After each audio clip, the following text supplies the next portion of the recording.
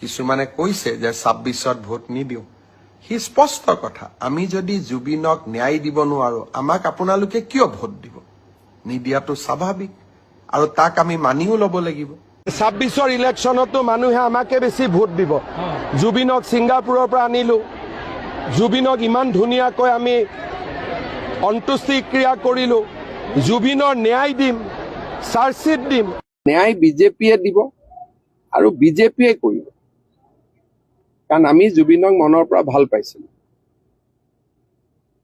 সেইটোৱে কথা সেইকাৰণে ন্যায় কাৰণে 100% ন্যায় হ'ব ইয়াত ন্যায়ত কোনো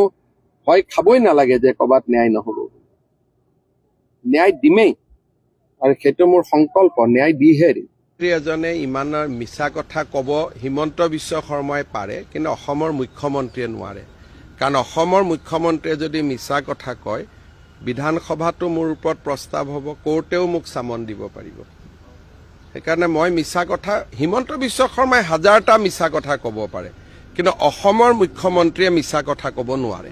কাৰণ ন্যায়টোতো ন্যায়ালয়ে দিব মইতো মুখ্যমন্ত্ৰীয়ে মইতো চিফ জাষ্টিচ নহয় ন্যায় ন্যায়ালয়ে দিব আপুনিও জানিব লাগে আপুনি মাছ কমিউনিকেশ্যনৰ ষ্টুডেণ্ট হ'ব পাৰে বা অধ্যয়ন কৰিব পাৰে ন্যায়টো কোনে দিয়ে কথা কৰিছে যেন ন্যায় দিব হিমন্ত বিশ্ব শৰ্মাই ন্যায় দিব